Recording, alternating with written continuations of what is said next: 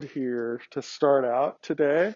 And we talked about resonance, and we need to review a little bit about that. We've got polyenes now. We need to talk about this resonance stabilization energy and a little bit more maybe on the properties, conformational issue, and a little bit of on MO theory, not much.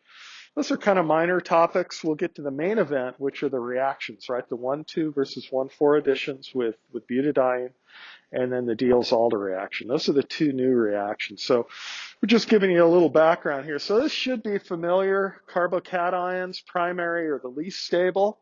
Okay, so like a methyl cation or an ethyl cation. Those are very unstable. Secondary cations are a little more stable, not much. Okay. They're still not very favored. Tertiary are the good ones, tert-butyl cation. And then here's allyl cation. Even though the two ends you could say are what? Primary, it's about as stable as a tertiary carbocation. And then if we combine the two, remember we had that reaction last time that we covered, that SN1 reaction ionizing, where it's what? It's got this allyl resonance and it's tertiary. You know, if we draw the resonance structure, we get the primary end over here. But that stability of having it delocalized over the three carbon atoms is beneficial to the stability of that. You saw the relative rate and the two different products that resulted from that. So kind of a review there. Let's review some of the types of resonance. So that is allylic resonance that we just showed there. There's other kinds of allylic resonance you may remember, which is acetate itself, okay, from acetic acid. This is the conjugate base from acetic acid. You can see the three atoms here, and that's what? Allylic resonance, right? And so, and that's a beneficial thing. That's why acetic acid's an acid at all. Much more acidic than an alcohol, because what? The conjugate base benefits from this allylic type resonance. So that's usually with a charge thing and odd number of atoms involved in the allylic resonance. We can have an intervening alkene and have 5 things there. Conjugated ones, and I think I showed you this one. These are typical neutral things like butadiene. But this has resonance, right? What's the resonance structure here? Well, let's push the electrons over, double-headed arrow, and what's our resulting structure here? Yeah, it is charge separated. You know, that's not a good thing, but that accounts for some of our understanding that what? There's double bond character between C2 and C3 and butadiene. Remember we had that bond distance thing last time.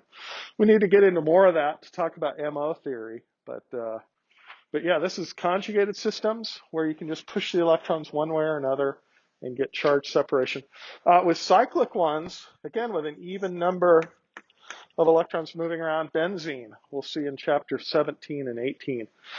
And what type of resonance can we do there? Well, just push the electrons around the ring, and you can get the other degenerate resonance structure. It's also neutral, but that's a beneficial thing. We'll go into more details on that in coming up chapters.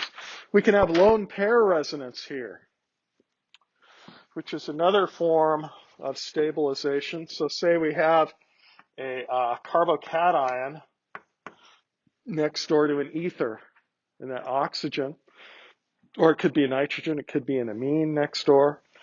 This carbocation is secondary, and you could say, well, that's pretty unstable. But it benefits from resonance because of the lone pair, right? So can we draw a resonance structure of that? Yeah. And we see the charge switches over to oxygen. Make sure formal charge, you can calculate that and determine why this has a +1 charge now on oxygen, where the +1 charge was here on carbonite.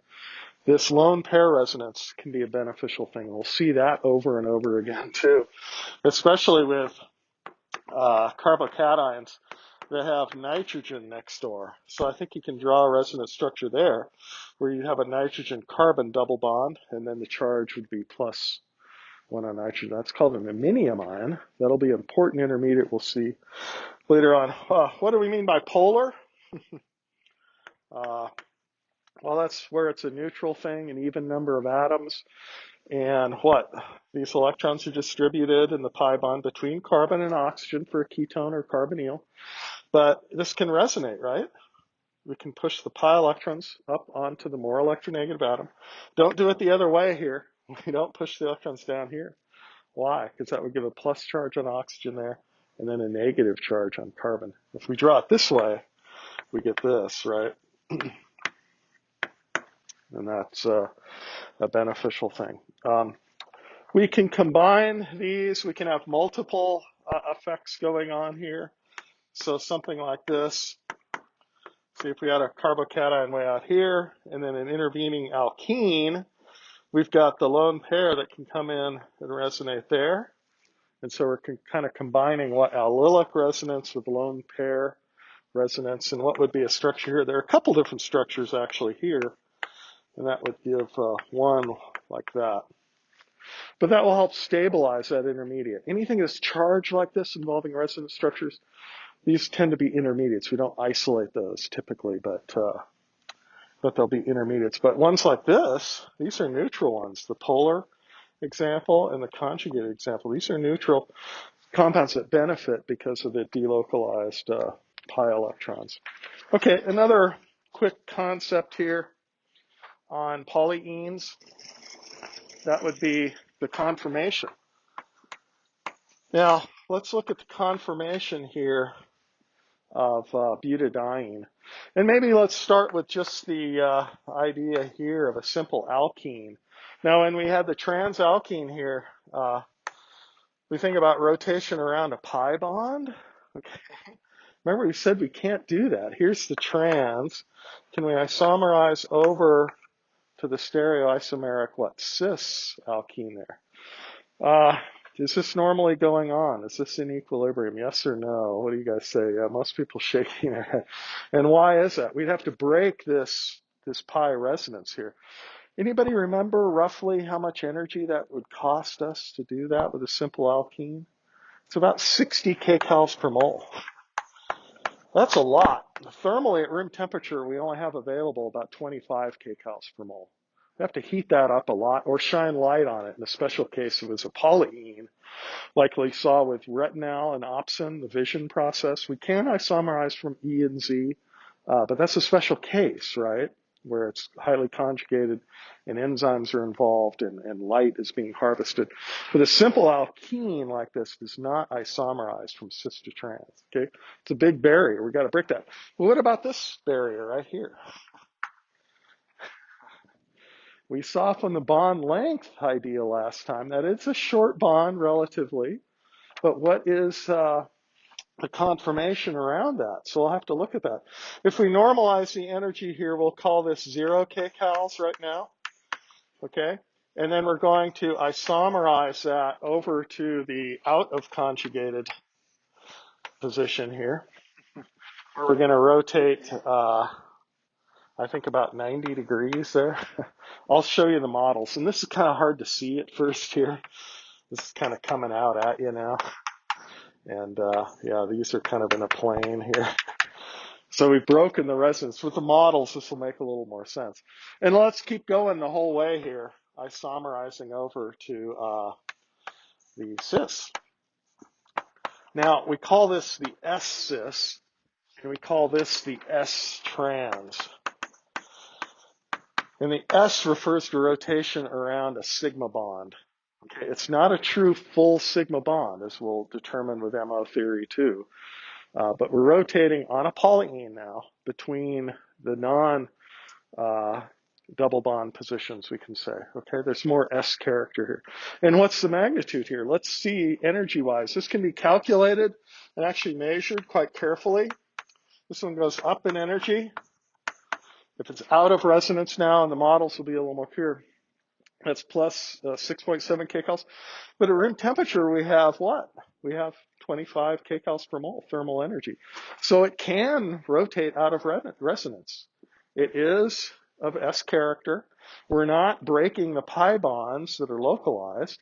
Notice here as we rotate, there's still pi bonds here and here. We're just breaking this conjugation resonance. And it's about 6.7 kcals, which is a lot less than the 60. Okay, that should make some sense. And then when we go over to S-cis, let's see, is this going to be higher or lower than the S-trans? What do you think? Will it be higher or lower than the outer conjugate? It's back into conjugation now, right? But it's now with the S-cis conformation. So is this higher or lower in energy? You have a feel for that? Be a little bit lower than this. They'll probably be higher than this, right? Let's see. What is it? I got the actual number, don't I? Oh, 2.8. 2.8 kcals. And that should make some sense because these two hydrogens now are pointing right at each other. Okay? So conformationally, this should kind of remind you of what? Staggered and anti-conformations of alkanes. Remember, we looked at that conformational freedom around sp3 hybridized bonds. Okay, and there were those small barriers. Prefers to be staggered, right, apart from each other. If they're eclipsed, that's about 2.9 kcals per mole, and they go past each other. But at room temperature, that's going really rapidly. Okay, there's plenty of energy to do that. With alkenes, we can't rotate here. Why? Because we're breaking the pi bond. If we rotate that, we don't have the pi resonance. But with polyenes now, it's a little bit different deal, right? So let's see. We've got butadiene here, and we have the two pi bonds, and then you see we got the pi character here for this overlap, right? So let's see, this would be the low temperature, most stable conformation, okay? And that's the lowest one. You know, it's S trans here, but let's rotate out of plane. So that's this guy right here now, okay? And you see, we've broken the resonance between C2 and C3 there. But we still have the pi resonance here, the overlap here at C1, C2, and C3, C4, okay? Make your own models if this is still a little tricky to see. Hopefully this makes a little sense. Well, let's keep rotating over to now we're S-cis here, okay? You see the two hydrogens getting closer together? So that's a steric thing that makes that a little bit higher in energy than the S-trans. But we still have the pi character here, okay? We never broke that between the two end positions. We just rotated between the conjugation. So that's a special thing, okay? Consequence of that. So, you know, don't memorize these numbers, but have a feel for it and relate it to the actual isolated alkene, okay? Let's go to the overheads now. Just your polyene Hall of Fame. We already showed a couple of these, I think. Maybe we can point this out. So even garlic, here it has a sulfur and a couple of saturated carbons in between the two alkenes. So it would be what type of a polyene? Those would be isolated alkenes, right, in garlic. And then these cyanine dyes, these have different colors depending on how many ethylene units are in between the two indoles here on the side.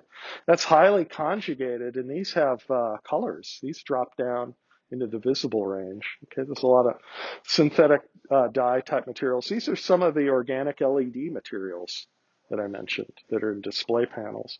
They have isoprene in plants that's polymerized into rubber, Gutta-percha, the rubber tree. We can do that synthetically, of course. We don't have to rely on the plants to do that. But it gets polymerized from the conjugated diene into the isolated polymeric polyene. Okay? So these alkenes are not conjugated anymore. But we got a couple of conjugated polyenes from nature, carotene and lycopene. What color is carotene and where does it come from? The name says it all, I think, right? Carrots from vegetables. A lot of pigments in nature are these highly conjugated polyenes. Carotene absorbing in the blue and the green region, and so it has an orange color. It's always the color it's not absorbing. So the white light from the room or sunlight, whatever, if it absorbs that frequency, you don't see it. And then you see the colors that it's not absorbing, which is kind of cool.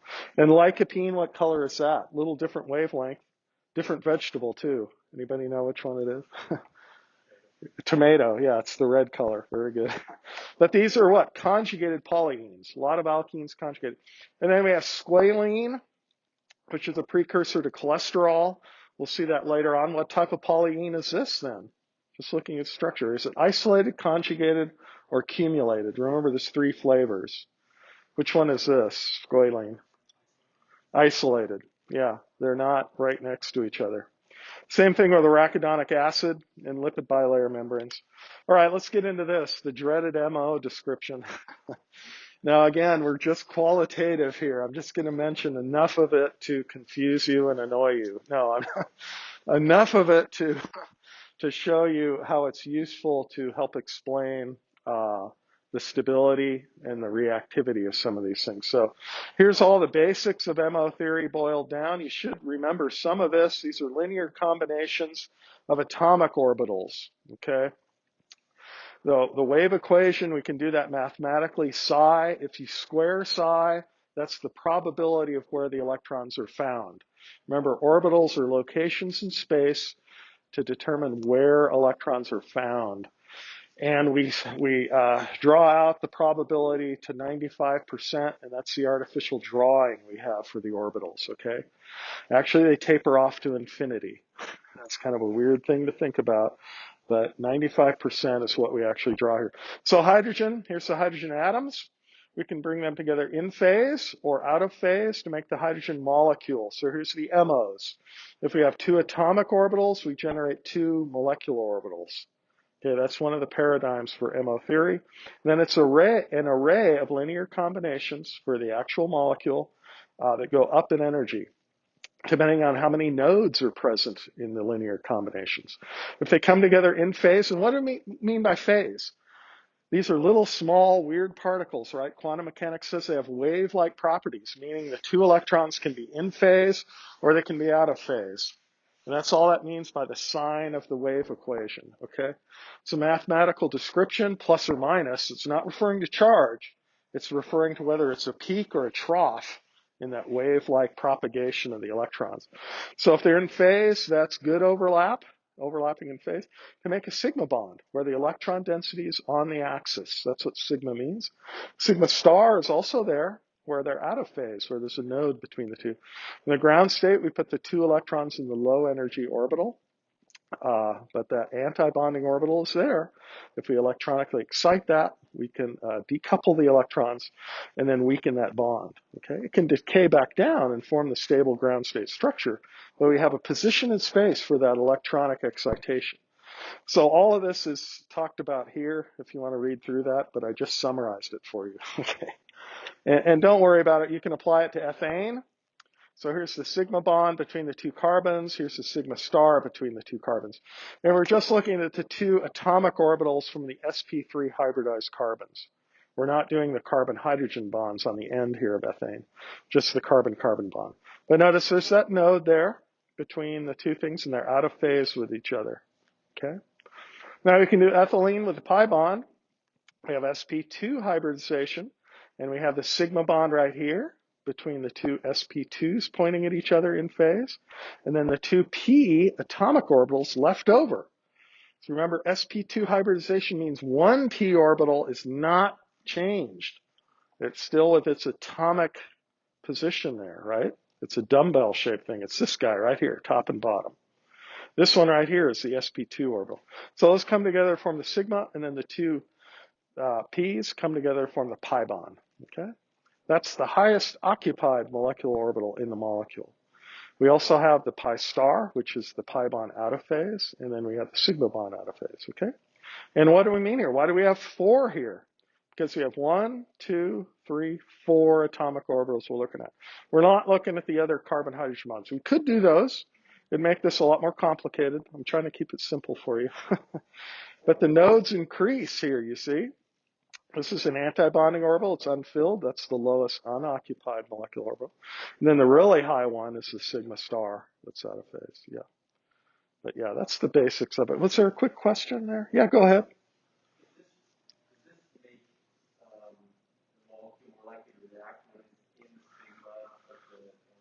Yeah, so a question about reactivity. Does this make more likely to react? Well, these positions in space then, these antibonding orbitals, show us where the empty orbitals are. If this reacts with an electron-rich species, we could say that nucleophilic figure would come into the pi star.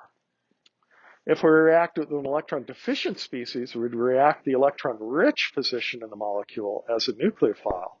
Those would come out. So yeah, these do have to do with reactivity and electronic excitation for the colors, whatever. So let's just strip away everything else and just look at the pi bonds in isolation. So for ethylene here, the model's over there. Make sure you know, pi bond and pi star, okay? And that's what we're looking at here. In the ground state, the 2 electrons for the pi system. We're not looking at the sigma bond system. That's usually higher in energy. And this is perpendicular to it, by the way. Oftentimes in isolation, we can do the calculations just on the pi system. And that will give us a good depiction of the molecule. So here's the HOMO, here's the LUMO. We say this one's bonding, this one's anti-bonding. So the regular pi. And why do we call it pi? Because the electron density is off the axis. Forms a little sandwich of electron density, above and below. Okay. Now if we have 3 allylic system, and we just mentioned allylic, can we apply MO theory for these guys? Yes, we can. Here's the ground state where they're all in phase. And again, we're just looking at the allylic system. I'm not saying anything about charge or about the number of electrons yet. We'll get to that, okay? You'll see how it'll change here. But we're just depicting the phases of the p atomic orbitals that come together to form the pi bonds now, okay? So this is the molecular orbital where it's all in phase. And we have the density below and above. It's a bigger sandwich now, okay? So this is the difference now. Before you thought about MO theory involving just 2 atoms coming together to form a pi or a sigma bond. Can we have MO theory apply to bigger systems with multiple atoms? And the answer is yes, and all the principles apply. So this is just a bigger pi bond where they're all in phase, a bigger sandwich, you can say. This is like a hoagie or a submarine sandwich now, instead of your little Oreo cookie for your single pi bond. But they're all in phase there. That's psi 1. If there's 1 node now, okay, and that's the deal, MO theory, as you go up in energy, you increase the number of nodes that are present. So here we have to put the node right at that atom. So the electron density actually drops to 0 at that middle atom. That seems kind of weird. The electron density is found on these 2 atoms on the side because that's where you have the 1 node. You see it's out of phase there. We call that a non-bonding position, but that's okay. If we go up here and have 2 nodes now arrayed there, everything's out of phase. That's the even higher energy one. Depends on which is which here. For allyl cation, we only have 2 electrons in the system, right? We have a cation on each side, okay? But those 2 electrons are spin paired. The electronic depiction, the phases, is they're both in phase, oscillating up and down over the whole 3 atoms, okay? This would be the antibonding orbital. Okay, it's empty right now. That's the LUMO. This is the HOMO for allyl cation. If we have allyl radical, where we've got, a dot, 1 carbon, one electron on one side or the other, that's a total of 3 electrons. We have an unpaired single electron there, singly occupied. That's what the radical looks like. There's 1 electron in this oscillating mode, okay? That's different than the allyl cation, right? And then the allyl anion would have 2 electrons on the end with a negative charge, right? And that, we'd have to put those 2 electrons here, spin paired, in this orbital. Okay, that would become the highest occupied molecular orbital for allyl anion. And then the antibonding one would be over here. And everything I've just depicted or shown you there is what we know about the structures of these 3 different species, okay? But it relates to MO theory over what? 3 atoms now. Can we do it over 4? Yes, we can. And we'll go back to the model here in a second, but if they're all in phase, in the ground state, there's that pi character, right, between C2 and C3. It does have pi bond character. There is hindered rotation. Breaking that resonance is about 6.7 kcals per mole to break this resonance right here, okay? Because butadiene has this molecular orbital filled in a low state where they're in phase. The next array up would have 1 node here, but notice on the 2 sides here, these are still in phase. So these are still bonding over here on the ends. This is out of phase right there. But that's our HOMO. We have to add the 2 more electrons there for the 4 pi electrons, right? There's our single bond character. That's why we can rotate around it, right? So the different orbitals kind of manifest different electron character that you're already familiar with. But now we have 4 atoms and 4 electrons. It's a little bit different, but not much. Okay. And then the next higher orbital has 2 nodes. But yeah, look, we're back to pi character between 2 and 3 there. And then the highest one, very high in energy, they're all out of phase with each other. This is reminiscent of standing waves. If you're a musician, play a guitar, whatever, violin, the string can oscillate like this, the primary harmonic, right? Or it can oscillate off of each other and have a node, no displacement right in the middle. That's the octave up, right? In fact, you just touch your finger there and it sounds the octave up. Or you have the next harmonic, the next octave up, if you touch the 5th position on the string, okay, you have that oscillation going on, and the real high energy one is that. You can do it with a rope too, or a string, jump rope. You can do the same type of manifestation for these energy. Anyway, questions on this real quick. So just the basics of it. Let's look at the model here again. So yeah, where they're all in phase like that, that would be that lowest energy MO, right? The next one up be like this. And I switched it over to the S-cis. Don't worry about that. You can just reassign those phases there. But notice we're still in phase on the 2 sides there. We're out of phase right in the middle there. And then how would we go to the next one up? That would look like this, right? So now we're in phase here in the middle, but out of phase here and here. So we got 2 nodes there. And can we do the one with 3 nodes? Yeah, 1, 2, 3 right there.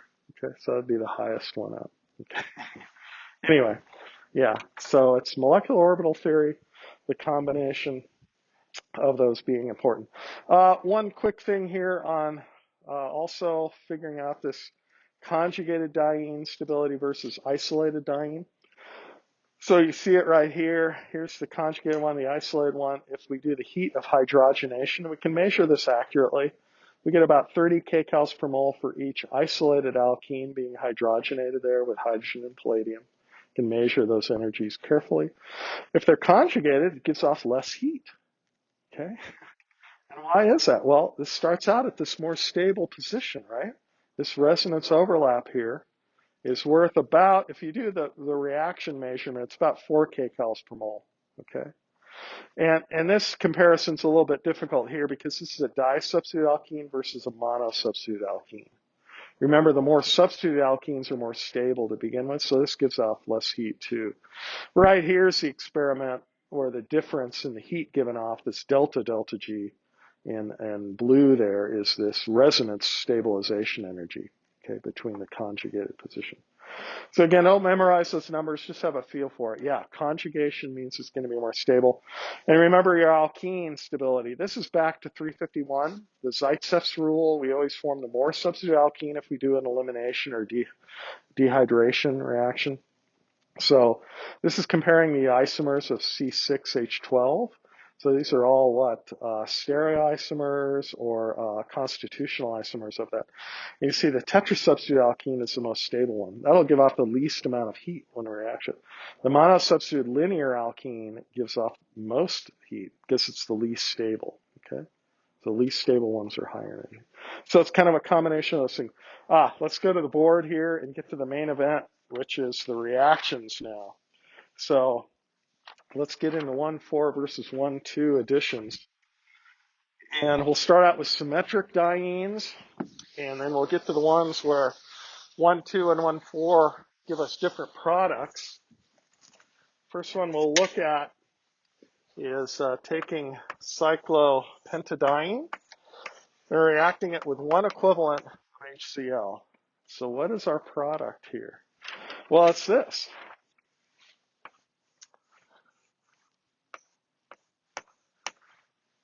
Not this.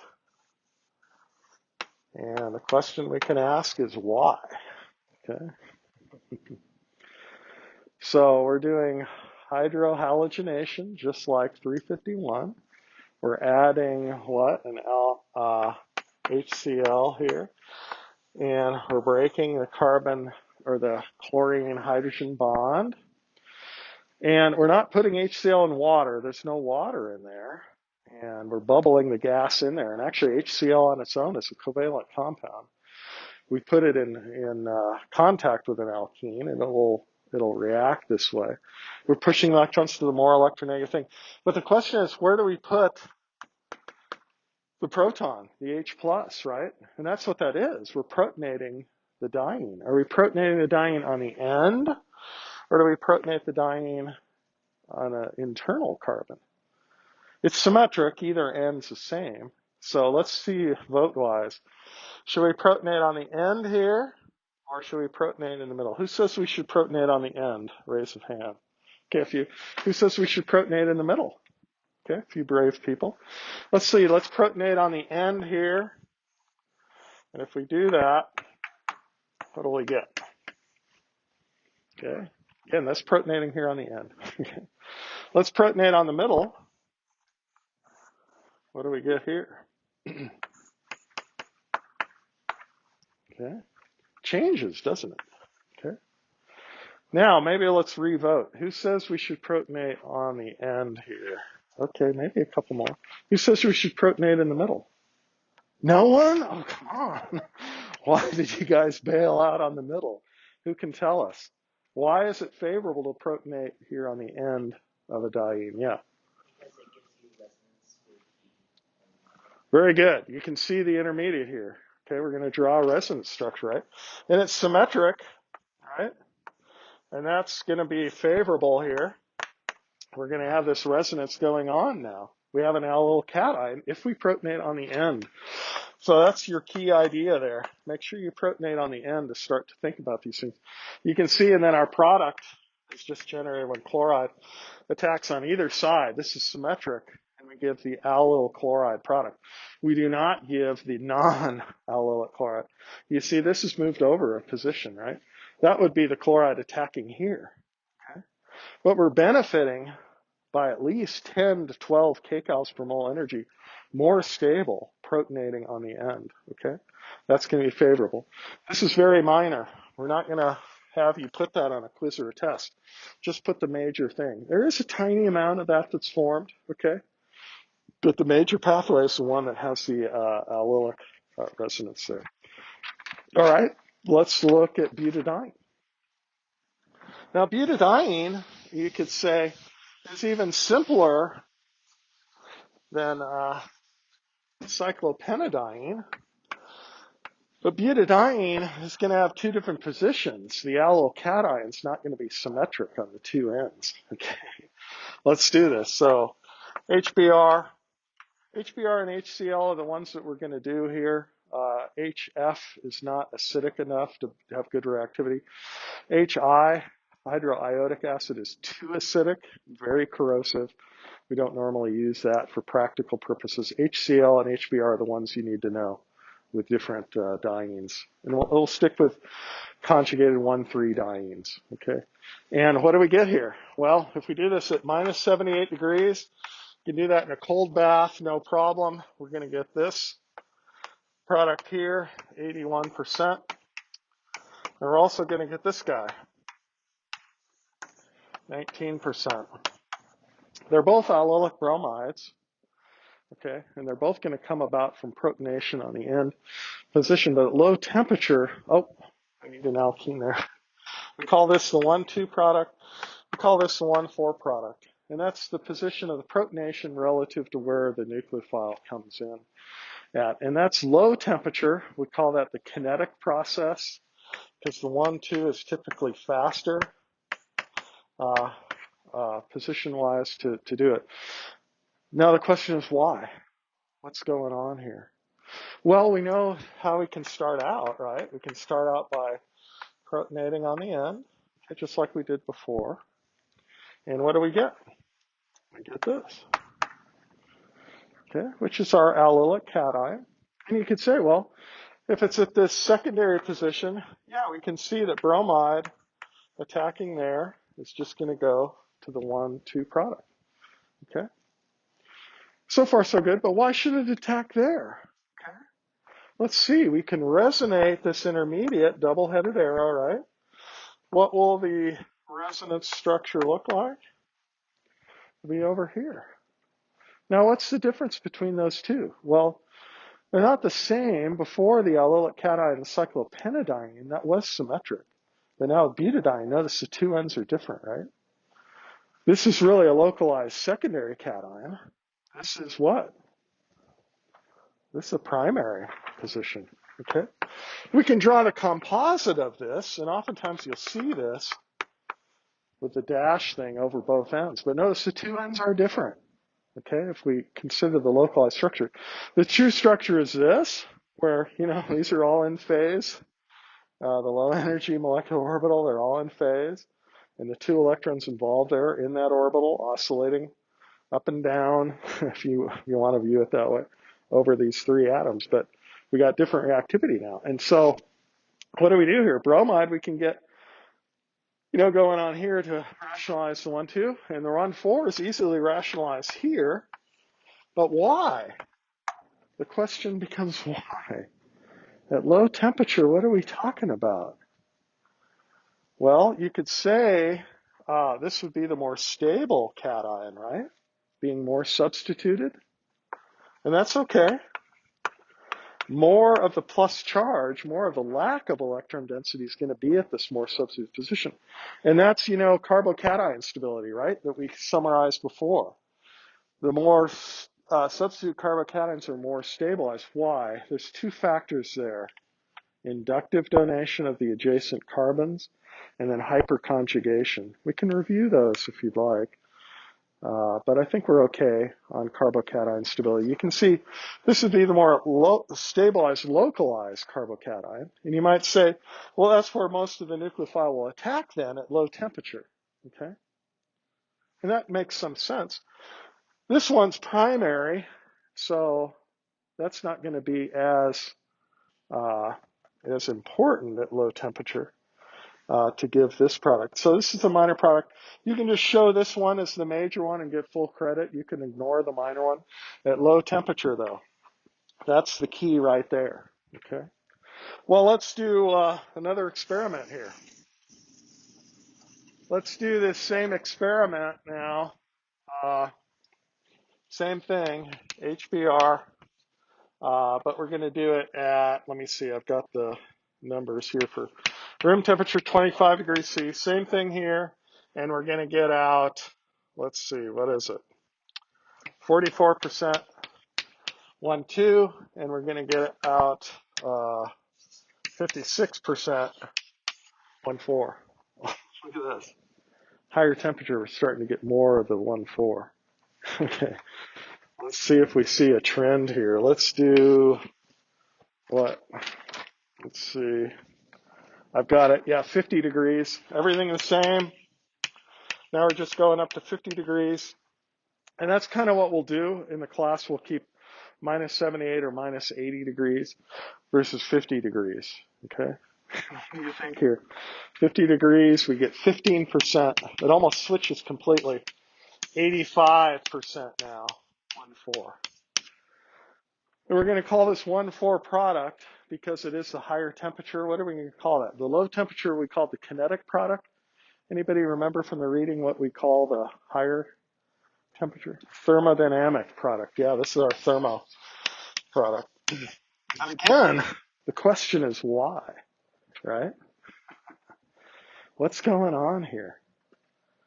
Let's see.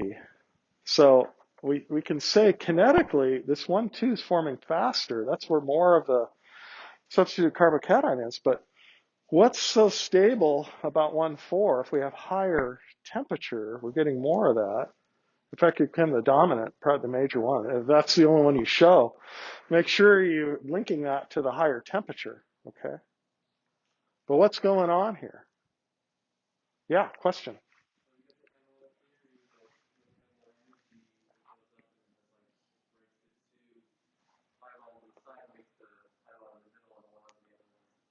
Okay, so someone says if you got higher energy, higher temperature, you can break a bond and go back. Maybe it's reversible at higher temperature and then give you the more stable. This over here is the more stable, more substitute alkene. Okay, more substitute alkene. That's kind of the key idea there, right? Before at low temperature, it's the more substituted carbocation where more of the positive charge is, and that's a faster addition. At a higher temperature, we're going to break a bond, reverse it, and go and form the more substituted alkene. Because look at the 1,4 product. This is disubstituted alkene versus the 1,2. We're giving a monosubstituted alkene. Let's see if we can draw an energy diagram here and begin to make some sense. So high temperature, I'll write that over here. So 50 degrees, see, this is major, okay? And that's thermo. So let's draw the energy diagram here and see if we can make sense of this whole thing, okay? So here we have our alkyne, HBr, and we're going to protonate it, go to our alcation, okay? And then at low temperature, we're going to go down to our 1,2 product, okay? So far so good. You know, the protonation, this is higher in energy. It's cation there. Very protonate, and yeah, we go down to a lower energy point than the starting material. And yeah, that's a favorable thing there. But notice we also have the ability to go down here to this product. And I think this diagram helps us see what's going on here. But this barrier right here is the kinetic one. So at low temperature, this is going to be faster, okay? You see that barrier there? And that's where more of the positive charge is, at that secondary position. So that's why the attack of the nucleophile is going to be faster there to give that kinetic product. But notice I'm drawing these different in energy right here, right? And what's the difference here? Well, that's the alkene stability. Disubstituted alkene versus a monosubstituted alkene. This one's forming faster kinetically, but as was pointed out, if we have more what? Energy, more heat, this can reverse back. We can break this off. So this becomes reversible at high T. Sorry if my drawing's going to get kind of messy now. That's just what was stated there. So if we got a higher temperature, even though this is happening faster, we can break this bond, go back to this intermediate, and breach this barrier. Okay, this is the slower kinetic barrier, but it leads to what? The thermodynamic product. Here the product is more stable. Okay? So this is thermo, this is kinetic, and this diagram kind of points out the whole shebang, I think. And the key idea is low temperature, you're just breaching this barrier selectively. High temperature, you're able to reverse this back and find a pathway that leads to more stable product. Okay? And that's a hallmark of thermodynamic process. At higher temperatures, you're forming a more stable ground state structure. Okay? Kinetic product here. This also has important implications for enzymatic reactions in biology, where an enzyme will stabilize a pathway that will lead oftentimes to a less stable final product. But it's providing a pathway that kinetically is faster than other pathways that might lead to more stable products. So it's kind of a counterintuitive idea. A lot of times we've just thought of one pathway leading to one product, but it's different than that, okay? So let's look at some other examples and see if we can figure these out.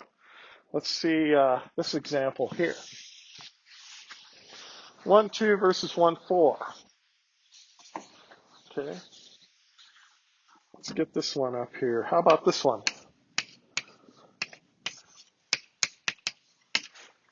And let's do it at minus 80 degrees.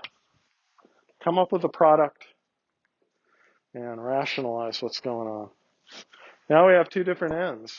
I will tell you it's going to be better to protonate this end here. If you protonate this end, you'll get a secondary carbocation and a primary for your allyl resin. If you protonate this end, you'll get tertiary and primary. Okay. So let's see what the intermediate looks like.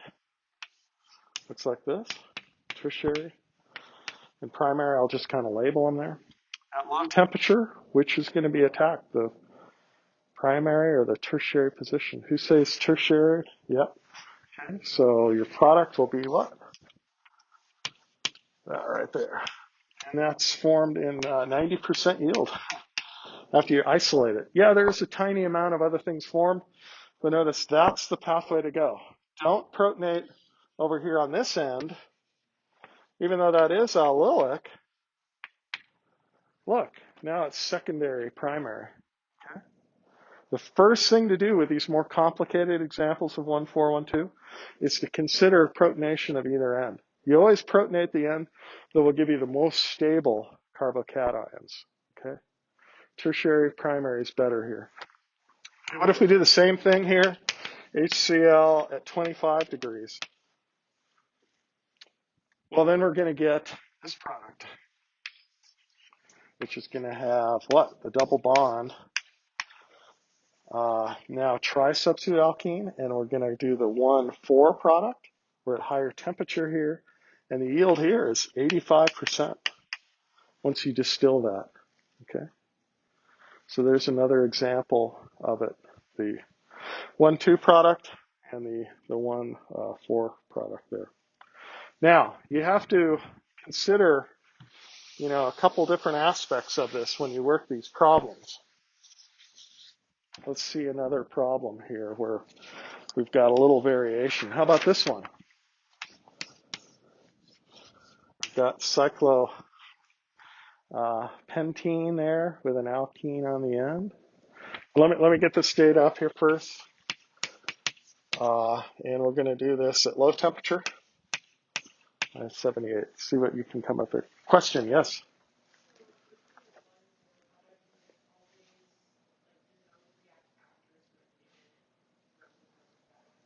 The 1,4 product is always the more substituted alkene product. Yeah. Thermodynamic, we're referring to the alkene substitution. Kinetic, we're always referring to which carbocation's attacked.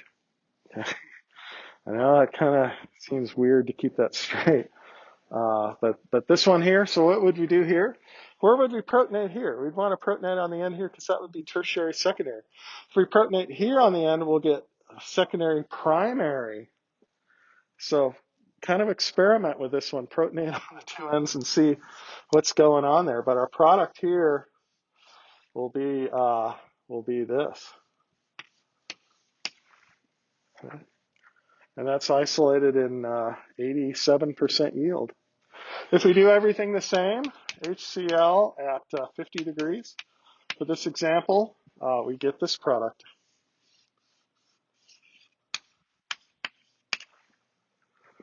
You notice it's the same protonation position, right? Same one when we do 1,4 versus 1,2. But now we're getting the chloride at this position. Why? Because this is tri-substituted alkene, whereas this is a di-substituted alkene. Okay? So we get a high yield of this one at higher temperature, high yield of that one at low temperature. Okay, and yeah, we're out of time. I'll give you another example next